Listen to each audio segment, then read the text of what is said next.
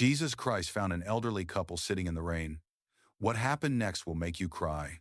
Imagine for a moment that you are 80 years old. Your body is weak, your lungs can hardly breathe, and you are sitting on the edge of a dark road under a torrential downpour that falls as if heaven itself were angry. On Interstate I-40 inches rural Oklahoma, a storm had swallowed the night whole. Sheets of icy rain hammered the pavement, turning the highway into a river of silver. Semi-trucks roared past, throwing walls of water into the air, their horns echoing like distant thunder. Most drivers pressed harder on the gas, eager to escape the chaos of the storm. None of them noticed the two small figures trembling near mile marker 212. Under the harsh glow of a flickering street lamp sat Frank Miller, 80, his breath crackling with every inhale, his ribs shaking from pneumonia that had been getting worse. Helen Mill, her thin frame soaked through, her heartbeat fluttering like a dying bird inside her chest. Their clothes clung to their skin. Rainwater streamed down their faces, mixing with tears neither of them bothered to wipe away. Cars rushed past them, tires hissing, headlights slicing through the storm. No one slowed. No one rolled down a window. No one saw the trembling hands, the purple lips, the fear rising in their eyes. For 6 long hours, the world had driven past as if the couple didn't exist. Frank leaned forward, coughing so violently, his whole body folded in on itself. Helen gathered him into her arms, her fingers numb, her voice barely a whisper. "Hold on, please hold on." Lightning cracked across the sky, lighting up their silhouettes. Two elderly souls abandoned in the cold, sitting on wet gravel as water pooled around their legs. Through the roar of the wind, Helen finally lifted her face toward the sky. Her voice broke as she cried out, "Jesus, if you see us, please, don't let us die like this." The storm swallowed her words, but heaven did not. Because just then, far down the highway, through the sheets of rain, a pair of headlights appeared, slow, steady, and unlike the others. Not rushing, not swerving, not speeding past. This vehicle slowed down. The beam cut gently through the storm, as if searching for something or someone. Frank blinked. Helen tightened her grip.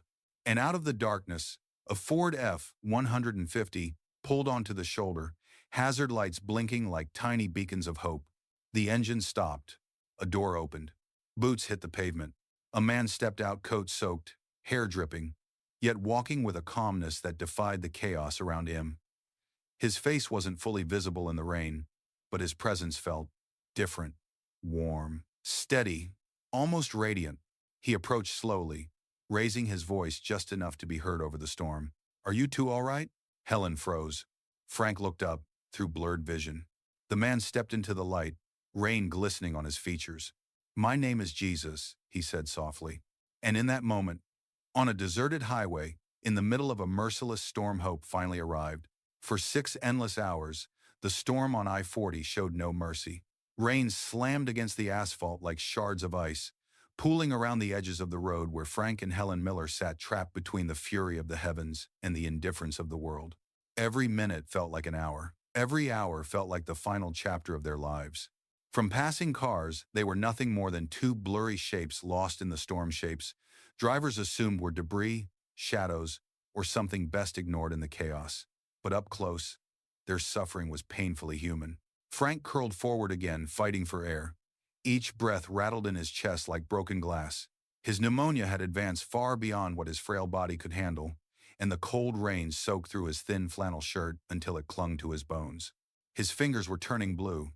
His lips trembled uncontrollably. "Frank," Helen whispered, her voice barely audible over the pounding rain. "Stay with me, please." She wrapped her arms around him, though her own body was shaking violently. Her heart, weakened by years of stress and untreated hypertension, thudded in her chest like a failing engine.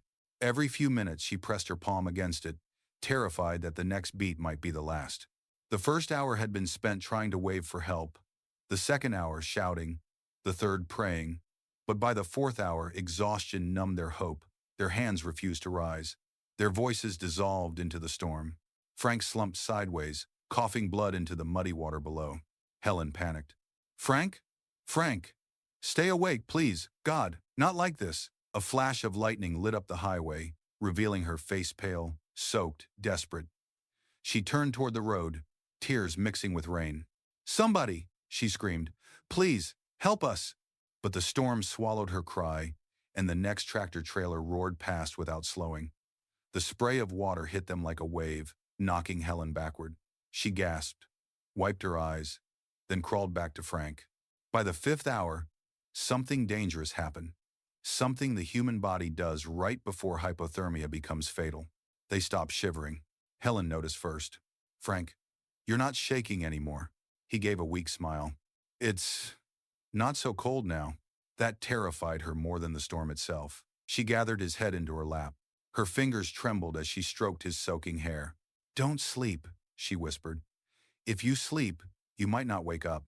But Frank's eyes were heavy. Too heavy. By the start of the sixth hour, Helen realized they were moments away from dying on that road. She lifted her face into the rain, voice breaking apart. "God, Jesus, please, don't abandon us. Not like this. Not after a lifetime together. Please." Her sobs echoed into the storm, raw and pleading. "Jesus, if you're real, if you're anywhere near this road, please help us." Her words wavered, then vanished into the night. But somewhere beyond the curtain of rain, something began to change. A faint light, too steady to be lightning, too soft to be a truck, appeared on the horizon. Helen blinked through the storm. "Frank, look." It was hope. Slow, steady, drawing closer. Years before the storm on I-40, before the rain, the cold, the abandonment, Frank and Helen Miller lived a life that most Americans would call simple, maybe even invisible. But simplicity never meant emptiness. Their story began on a patch of worn farmland outside Stillwater, Oklahoma, long before highways and hospitals became part of their fate. Frank was born in 1945, the youngest of 6 children in a family of wheat farmers. His childhood was built on early mornings, cracked hands, and rows of golden fields stretching farther than the eye could see. School ended for him after 8th grade, not because he lacked intelligence, but because the farm needed hands more than he needed algebra. His father taught him one thing above all else: work hard, pray harder. Helen's childhood wasn't much easier. She grew up the daughter of a widowed seamstress who kept the lights on by stitching dresses for neighbors who couldn't always afford to pay. Helen learned to sew at 6, to cook at 9, and to live without complaining long before she was old enough to vote. Poverty didn't bend her spirit. It only made her gentler, stronger, and impossibly kind. They met in the summer of 1968 at a county fair in Payne County. He was fixing a broken fence behind the cattle barn. She was handing out homemade pies at the church booth. One glance, just one, and something in both of them shifted. Even their friends noticed the way Frank's usually quiet eyes softened when he looked at her, and how Helen's entire expression brightened when he shyly asked if she wanted to walk by the fairgrounds lights. 6 months later, they married in a tiny white church with peeling paint and 30 mismatched chairs. No expensive floral arrangements, no catered dinner. Just love, a borrowed dress, and a pastor who cried when he blessed their union. For the next 15 years, they worked themselves to the bone, Frank, on the fields, Helen altering clothes until her fingers bled. Life was full of sacrifice, but also full of laughter. What they lacked in money, they made up for in faith and gratitude. Yet one thing was missing: a child. For more than a decade, they prayed, hoped, and waited. Month after month, Helen's heart broke a little more. Year after year, Frank wondered if he had failed her somehow. Doctors said it was unlikely they would ever have children. Too much strain, too many health complications. But they refused to give up. And then in 1983, at the age of 38, Helen felt something strange, a faint fluttering she had only dared to imagine. Frank didn't believe it at first. But when the doctor confirmed it, both fell to their knees right there in the examination room, sobbing and thanking God through trembling breaths. 9 months later, their miracle arrived. Michael Miller, negative 10 fingers, 10 toes, a cry that filled the delivery room, and eyes so bright Helen swore they reflected heaven. Frank held him first. He couldn't speak. He just wept, whispering, "God, thank you. Thank you for giving us a son." They never imagined that the same child they cherished, the child they worked endless hours to raise, the child they believed was their greatest blessing, would one day become the source of a heartbreak deeper than death.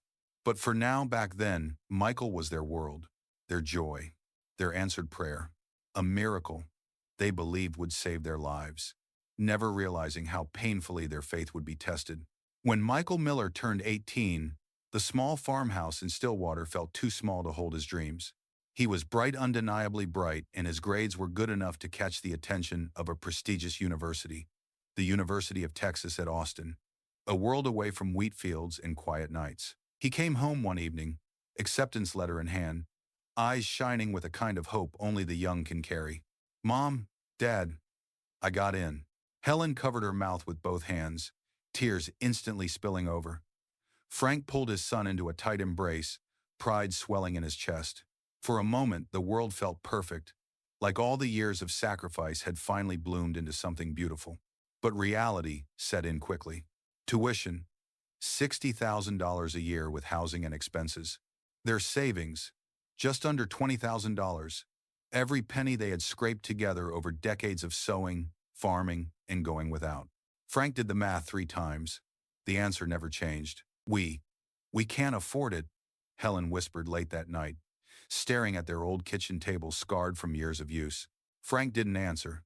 He just looked around the house. Their house, the walls they painted together, the wooden cross above the doorway, the porch where they had rocked in the evenings, holding hands. He knew what he had to do the moment Michael showed them that letter. The next morning, before sunrise, Frank sat quietly on the porch, hands folded, head bowed. "Lord," he prayed softly, "tell me what to do." The answer wasn't loud. It didn't come with thunder or wind. It came as a whisper in his heart, gentle but unmistakable. "Give your son a future." 3 days later, Frank and Helen stood in an office, signing papers that transferred ownership of the one thing they had built their entire life around. Their farmhouse, their land, their security in old age. $310,000. The buyer paid in full. They handed the entire amount to Michael.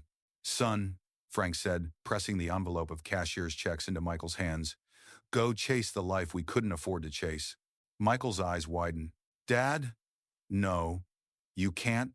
We're not losing this house," Helen added with a trembling smile. "We're giving it to you for your future." It wasn't that they were naive. They understood exactly what they were giving up: a safe retirement, a roof they owned, their dignity in old age. They moved into a small trailer behind Helen's sister's house, a cramped space with thin walls and a leaking sink. Frank took part-time jobs fixing fences. Helen hemmed jeans and altered prom dresses to make ends meet, but neither of them complained. Not once, because every time Michael called with news about campus life, new friends, new opportunities, new horizons, they felt like the sacrifice was worth it. "Look at him," Helen often whispered at night. "Our miracle is becoming everything we hoped he'd be." Frank would nod, watching the darkness outside their tiny window. "Long as he's happy, we're happy." They had no way of knowing that the very child they gave everything to, the child they believed was their purpose, would one day turn their greatest act of love into the deepest wound of their lives. But for now, they held on to hope. And hope, for them, was enough. When Michael Miller left for Austin, Frank and Helen believed distance would be the hardest adjustment. They were wrong. Success changed their son quietly at first, then painfully. Michael excelled at UT Austin. Professors praised him. Recruiters courted him. After graduation, he was hired by a fast-growing tech firm in Dallas, eventually launching his own investment company, Miller Capital Strategies. By 30, he wore tailored suits, drove a Tesla Model S, and lived in a luxury high-rise overlooking the skyline. Frank and Helen were proud, of course they were, but something in Michael's voice had shifted over the years. His calls grew shorter. His tone grew sharper. His patience, once endless, grew thin. At first, it was small things. "Dad, I can't talk long, I'm in a meeting." "Mom, I'll call you Sunday." Then Sunday never came. Whenever Helen tried to tell him about their lives, small joys, little struggles, Michael sounded distracted, sometimes irritated. By the time he turned 32, his conversations were strictly transactional. "How are you, son?" "I'm busy." "What do you need?" Frank always answered the same: "Nothing. We just miss you." Michael's sigh on the other end felt colder than winter wind. Meanwhile, the little trailer where Frank and Helen lived aged faster than they did. Frank's joints grew stiff. Helen's heart condition worsened. Their medical bills increased, and though they never asked Michael for a cent, they silently hoped he'd notice. But success had insulated him, wrapped him in comfort, separated him from the very people who had built his future out of their sacrifice. Then came the turning point. One night, Helen suffered chest pains so severe she collapsed beside the kitchen sink. Frank panicked, calling 911 with trembling fingers. At the hospital, doctors stabilized her, but the warning was serious. She needs medication every month, and she needs someone who can help monitor her condition daily. Frank sat beside her bed the entire night, guilt weighing on his chest like a stone. "We should have told Michael," he whispered. Helen shook her head weakly. "I don't want to be a burden." But the next morning, as she slept, Frank picked up his old flip phone and dialed Michael's number. Straight to voicemail. He tried again that evening. Voicemail box full. He left a message anyway. "Son, your mom's been sick. We'd like to see you, if you have time." A week passed. No reply.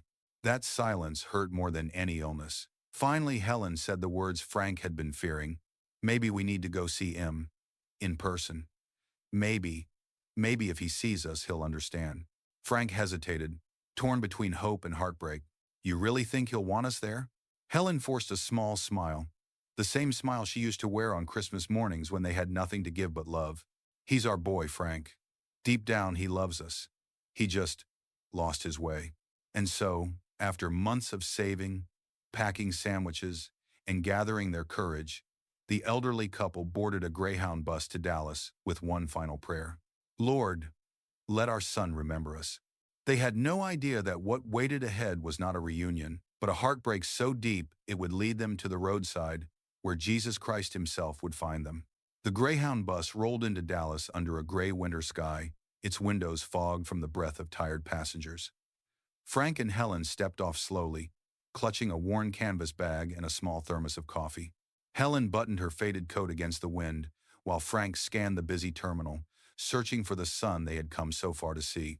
Michael had texted a single sentence that morning. "Fine, I can pick you up. Don't take long." No greeting, no warmth, but to Frank and Helen, it felt like hope. Minutes passed, then half an hour. Finally, a sleek black Mercedes GLE pulled up to the curb. The passenger window lowered just enough for Michael's face to appear behind designer sunglasses. "You're late," he said, checking the time on his smartwatch, though he was the one who had kept them waiting. Helen smiled anyway. "Oh, sweetheart, it's so good to see you." Michael didn't smile back. "Just get in. I'm already behind schedule."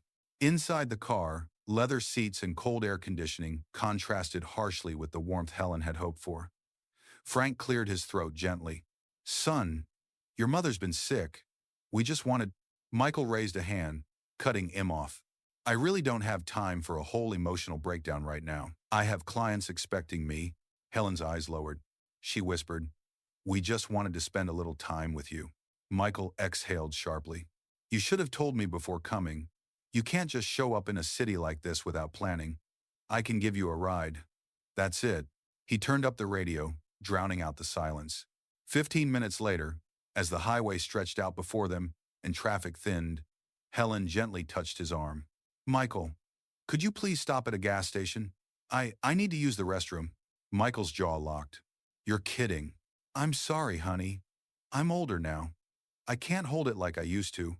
He swerved sharply into the right lane, muttering under his breath, "You two are impossible." Frank looked down at his hands, shame burning in his chest. "Son, don't talk to your mom like—" Michael snapped. "Dad, please. I'm doing you a favor. Don't push it." Up ahead was exit 219, no gas station, just a lonely stretch of highway shoulder bordered by empty fields. Without warning, Michael slammed the brakes.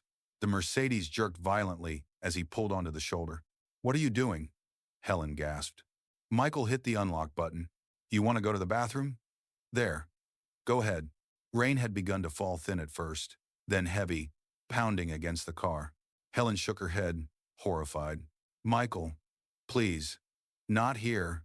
It's freezing." Frank put a trembling hand on his son's shoulder. "Son, your mother can't—" Michael shoved the hand away. "I'm done. I can't babysit you both. I have a life. I have responsibilities.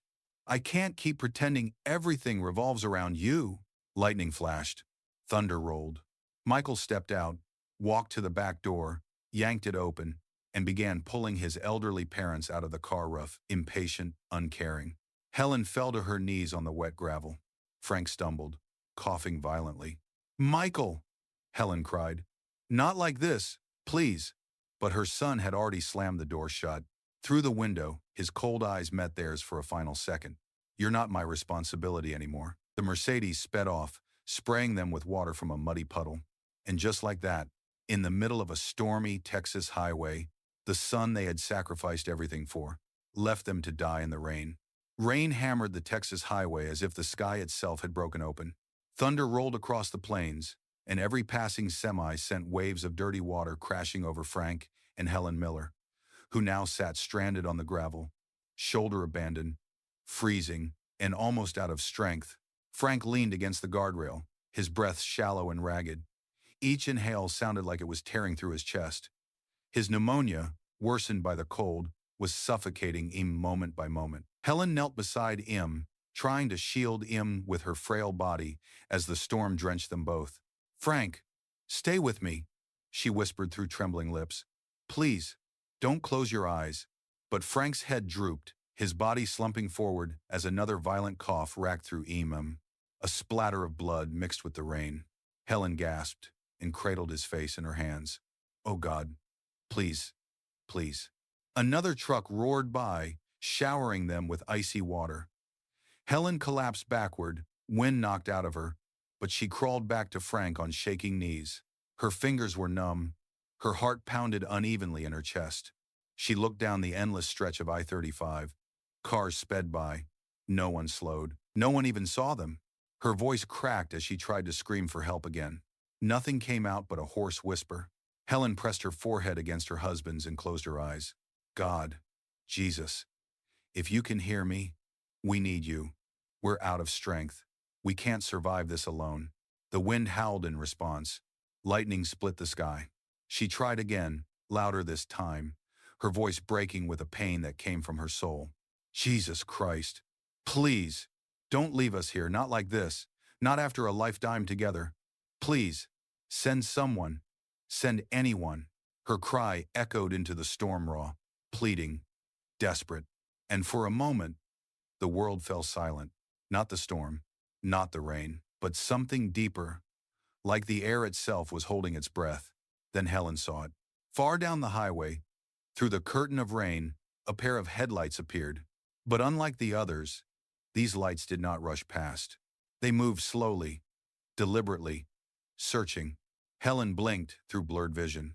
The lights grew closer, closer, closer, until finally, a white Ford F-150 pulled onto the shoulder, its hazard lights blinking steadily in the storm, as though it was sent on purpose.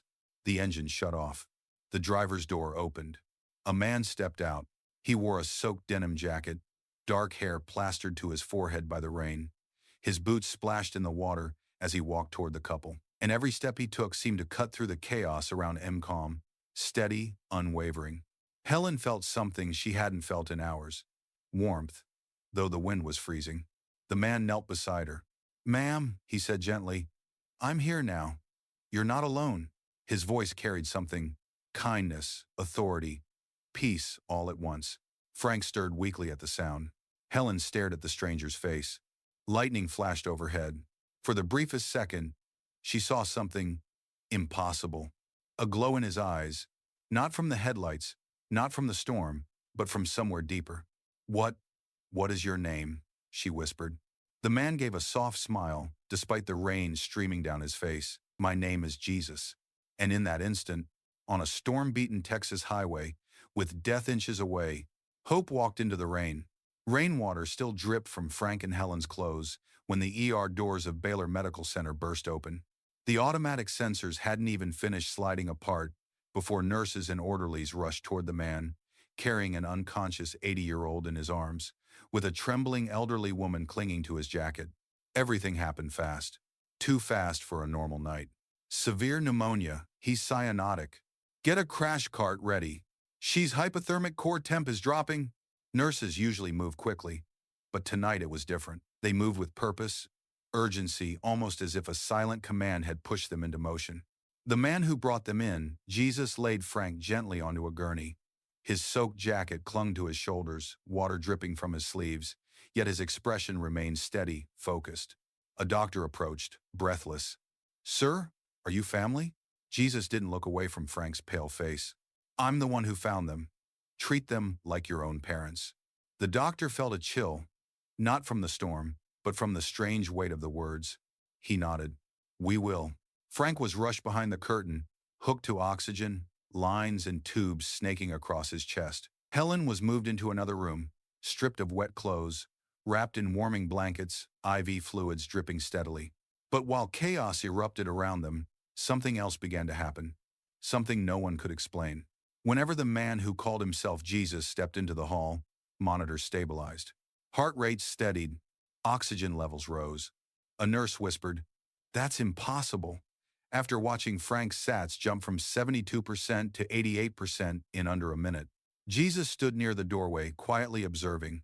His eyes were soft, almost glowing under the fluorescent lights. Staff couldn't understand why they felt calmer, Empley walking past Empley. One nurse approached him, hesitantly. "Sir, insurance information.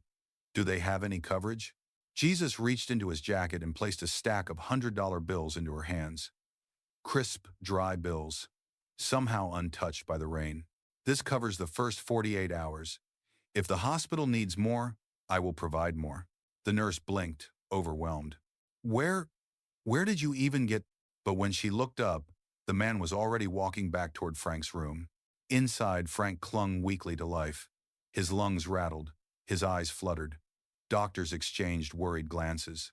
"His age, his lungs are failing. We might have to intubate." Jesus stepped in. "Do everything you can," he said softly. "I'm right here." Something about his presence silenced the room. Not fear, reverence. Meanwhile, Helen lay shivering under warming blankets. A young nurse named Emily squeezed her hand. "You're going to be okay, sweetheart. We've got you." Helen tried to speak, but her voice cracked. "The man? Who brought us?" Emily smiled. "Your friend? He never left." Helen shook her head weakly. "He's not just a friend." Emily didn't understand, but she felt goosebumps rise across her arms. Hours passed. Doctors worked tirelessly. Machines chimed and hummed. Stormwater pooled outside the ER entrance as the Texas rain continued pounding the city. But inside, something different moved through the halls. Peace. Frank's breathing, once desperate, softened. Helen's core temperature rose steadily. For reasons no one could explain, both patients stabilized faster than expected. And each time someone checked the hallway, the mysterious man was there, calm, watchful, as if guarding them. No paperwork, no last name, just a presence that felt far larger than the small hospital corridor he stood in. He waited in silence, not because he didn't know what would happen next, but because he was already preparing it.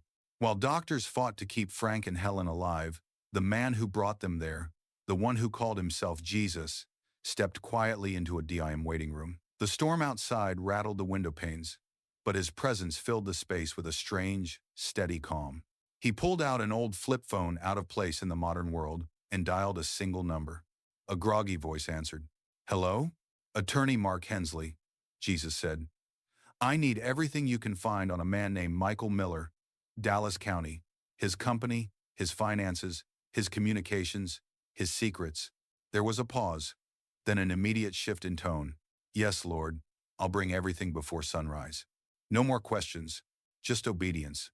By 6:55 a.m., footsteps echoed through the hospital corridor. Attorney Hensley, one of the most feared investigators in Texas, walked in carrying a thick folder and a laptop.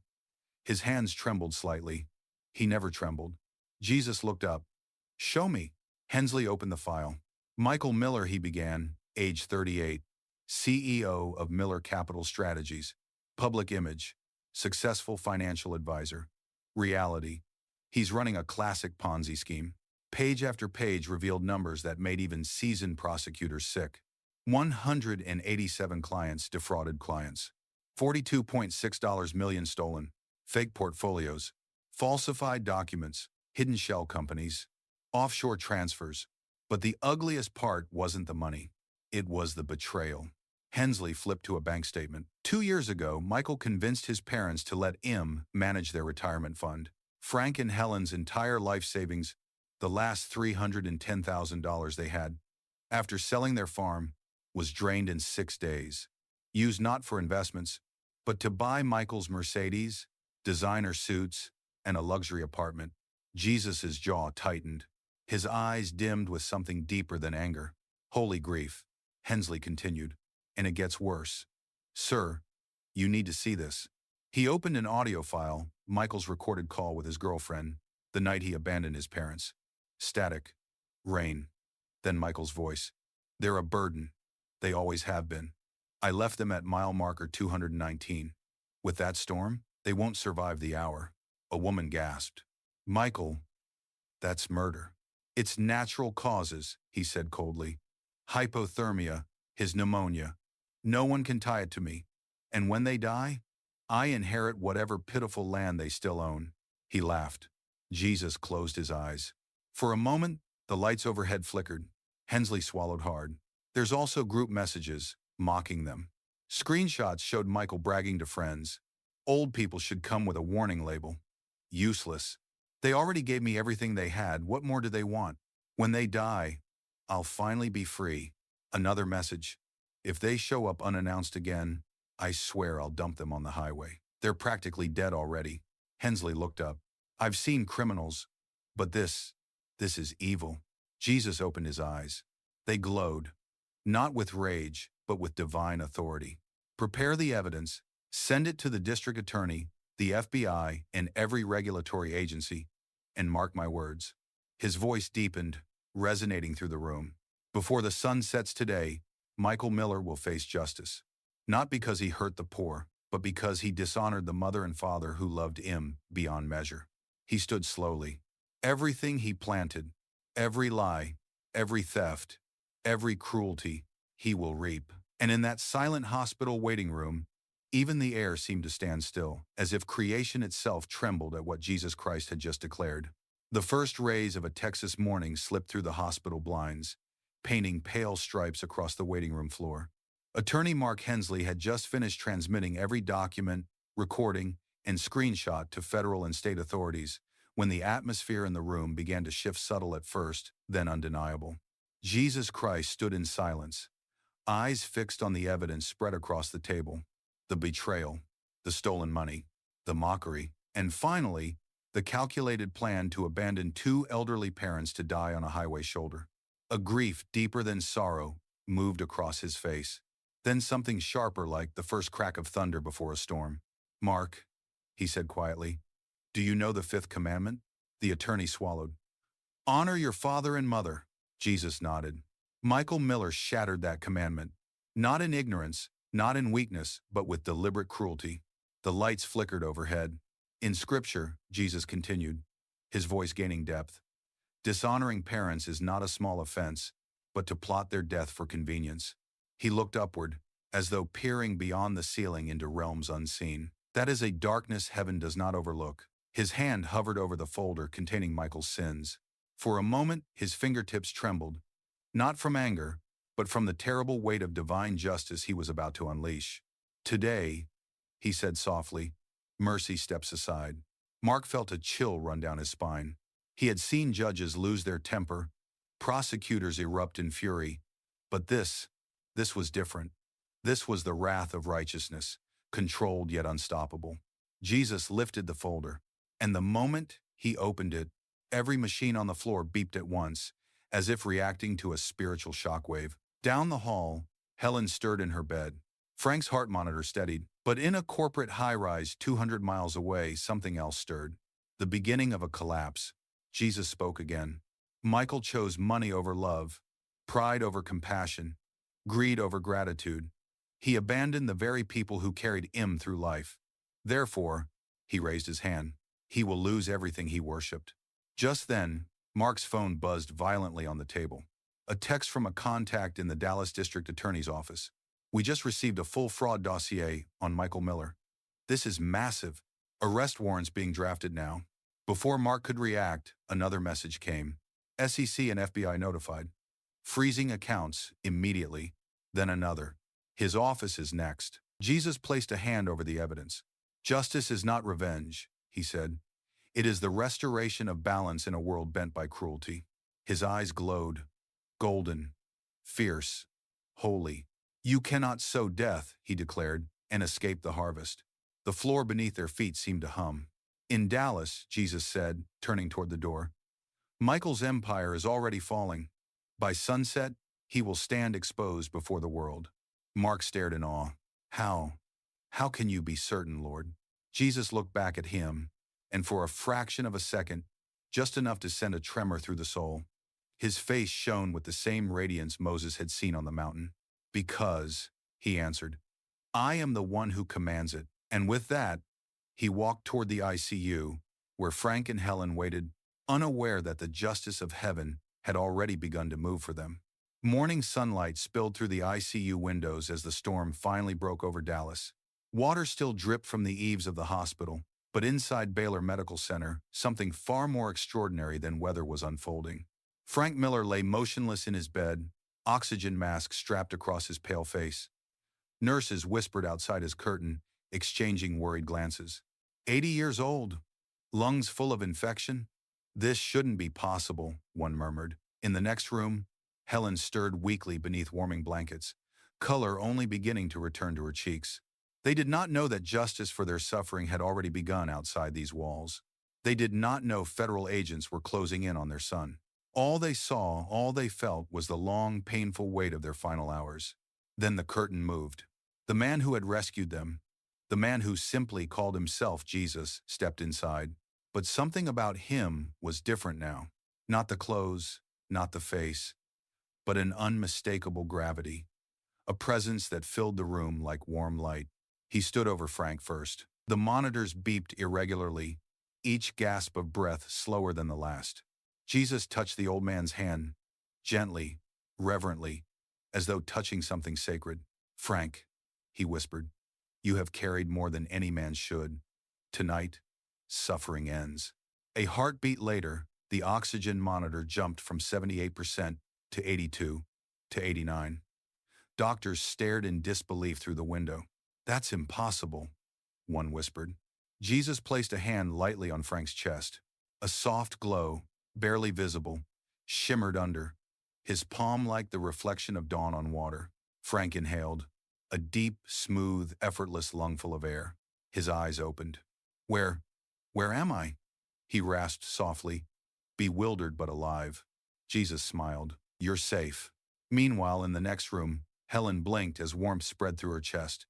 Not the heat of fever, but the gentle warmth of healing. Her heart monitor steadied, then strengthened. The arrhythmias vanished. Her blood pressure normalized. Doctors rushed in. What on earth? Her heart should not look like this. It's normal. Completely normal. Helen sat up slowly, clutching the sheet to her chest. Where is he? She whispered. The man who saved us. And Jesus stepped through the doorway at that exact moment. Not walking quickly, not rushing, just appearing with a calmness so profound the room fell silent. Helen's breath caught. Sir, who are you really? Jesus looked at her, into her eyes gentle, but holding an ocean of power beneath. I showed you mercy, he said, because mercy is my nature.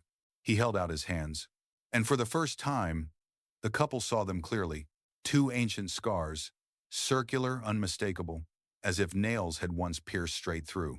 Helen's hand flew to her mouth. Frank trembled, tears welling in his eyes. No, Frank whispered. It can't be. The lights above dimmed, then brightened, not flickering, but bowing. A warm radiance, golden and soft, filled the room. Jesus stepped closer. My name is not Jesus because my parents gave it to me, he said, voice low and resonant. My name is Jesus Christ, because I am. The air trembled. I am the one who walked the shores of Galilee. I am the one who multiplied loaves in calm storms. I am the one who stretched my hands on the cross and rose again. Frank collapsed to his knees beside the bed. Lord, Lord, it was you. You found us. Helen sobbed openly. You heard me, she whispered. On that highway, you heard my cry. Jesus knelt, lifting her face with a tenderness only divine love could offer. A mother's cry, he said softly, always reaches my heart. Frank clung to his arm. But why us? We are nobody.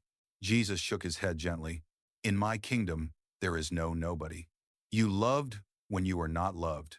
You gave when you had nothing left. You honored your son, even when he dishonored you. His eyes burned, not with wrath now, but with eternal compassion.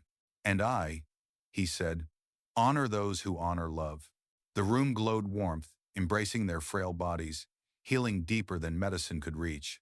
You will live, Jesus said, not just today, but for many years in peace. Helen cried into his robe. Frank pressed his forehead to Jesus' hand, and for the first time in a long time, they felt truly seen, truly valued, truly loved. Their miracle was not merely survival. It was the revelation that the Son of God himself had walked through the storm to rescue them. For the first time in decades, the Miller family story no longer revolved around struggle, sacrifice, or heartbreak. It revolved around peace, a peace so profound that neighbors, pastors, and even doctors whispered about it. After their miraculous recovery, Frank and Helen were offered a small property in rural Missouri, a quiet stretch of land known as Providence Farm. A Christian foundation, moved by the details of their case, covered the costs of their new home, medical needs, and monthly support. The elderly couple settled there with gratitude deeper than words. The days began simply. Frank tending a handful of goats, Helen watering flowers outside the porch. Church every Sunday, evening walks under a sky untouched by city lights. The town embraced them as their own. Everyone knew them as the grandparents Jesus Christ saved on the highway. Children would stop by to hear Helen tell the story of the storm. Teenagers would help Frank mend fences, just to hear him talk about the voice of the man who healed him. They lived 13 full, gentle years far beyond what any doctor expected. Meanwhile, the world around their son, Michael, collapsed like a house of cards in a hurricane. Within hours of Jesus Christ declaring judgment, his bank accounts were frozen. FBI agents raided his office. Investors filed lawsuits. The media exposed him as the architect of a multi-million-dollar Ponzi scheme. He was arrested at lunchtime, taken from his office in handcuffs as cameras rolled. The clip became national news. During the trial, prosecutors introduced one piece of evidence that stunned the courtroom into silence. The audio recording where Michael admitted abandoning his parents to die. Jurors cried. Reporters shook their heads. Michael's own attorney looked sick.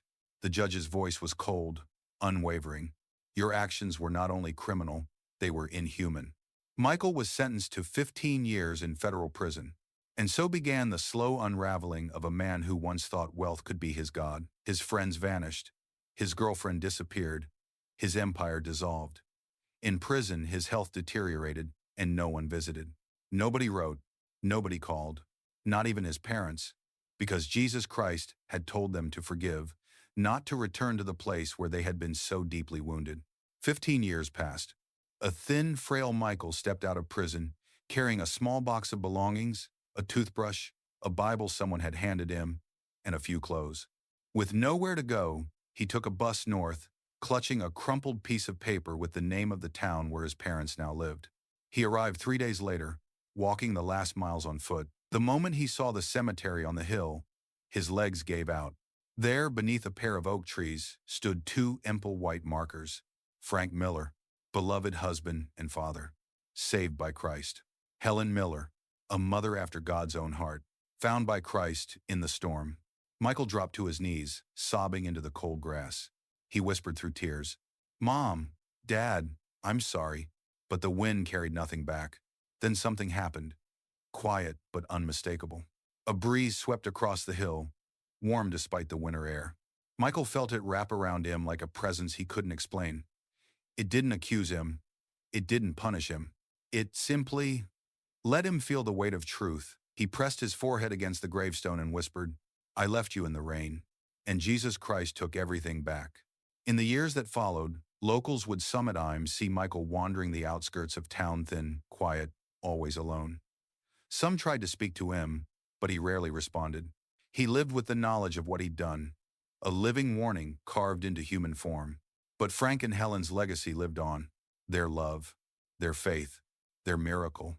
People in that town still tell the story. 2 elderly souls abandoned on a highway.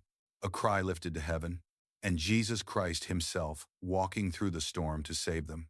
A testament to divine justice and divine mercy. If stories like this move your heart, if they remind you that God still sees, still heals, still rescues, then don't forget to like this video and subscribe to Stories of Grace for more true testimonies of faith, hope, and miracles.